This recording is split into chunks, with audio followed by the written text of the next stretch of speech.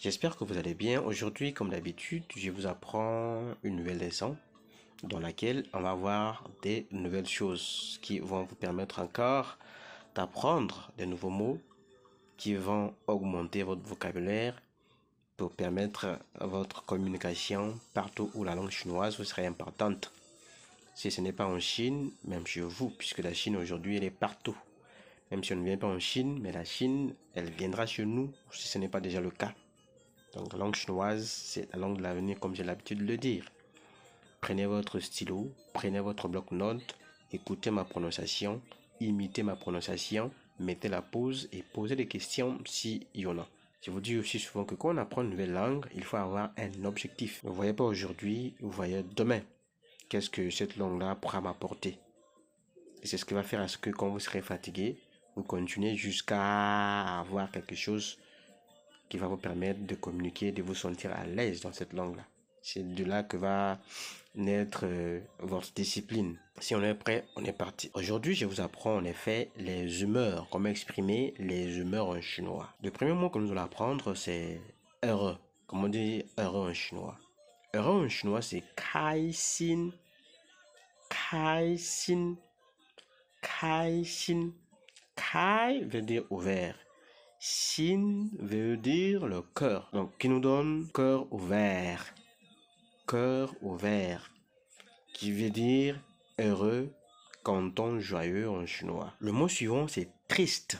Triste. Comment on dit je suis triste en chinois? Triste en chinois, c'est nan guo.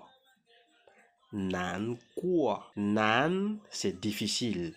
Guo, c'est passé. Ce qui nous donne triste.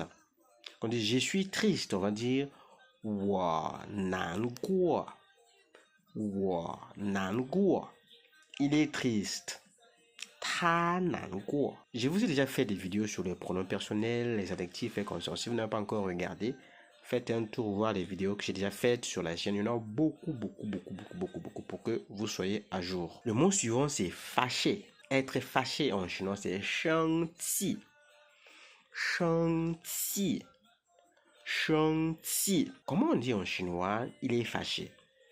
Il est fâché en chinois, on dit ta shengqi la.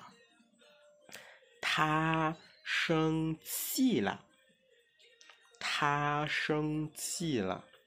Je vous dis souvent que quand on apprend une langue étrangère, apprenez les expressions que les natifs utilisent. Ça vous permet de communiquer facilement avec eux-mêmes, les natifs.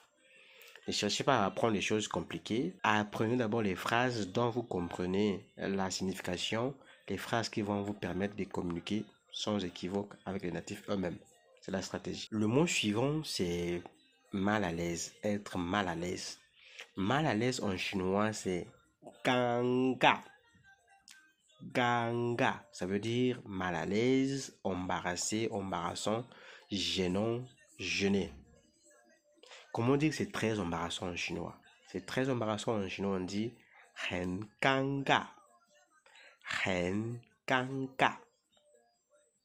Voilà, c'est ce que je tenais à partager dans cet épisode. J'espère que celui-ci a encore été utilisé sur le cas. Faites-le moi savoir à travers un commentaire, un like, un partage, pourquoi pas. Si vous avez des amis qui voudraient apprendre la langue chinoise, invitez-les ici. Faites connaître cette chaîne-ci à tous ceux qui voudraient apprendre la langue chinoise. Si vous avez des ambitions de venir en Chine pour les études, pour les voyages personnels, pour les business et consorts, et que vous avez besoin des gens qui vont vous accompagner durant votre séjour ici en Chine dans toutes les démarches, réservation des hôtels, accompagnement et consorts, faites-nous signe. Traduction en anglais, en chinois, en portugais, en espagnol, toutes ces langues-là, notre équipe professionnelle se mettra à votre disposition.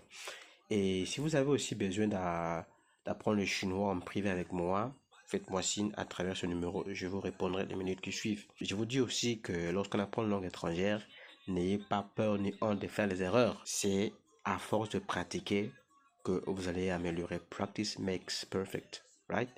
N'ayez jamais honte. Si vous avez honte d'apprendre, vous avez honte de parler, vous n'allez pas évoluer. Ayez l'objectif à long terme. Ne vous voyez pas aujourd'hui, voyez demain. Qu'est-ce que cette langue-là va m'apporter? Quelles sont les opportunités qui seront les miennes si je parle cette langue chinoise-là? La Chine, c'est l'avenir. Qui ne veut pas venir en Chine aujourd'hui? Je vous aurais averti. D'ici, on se dit, ça tienne, ça tienne.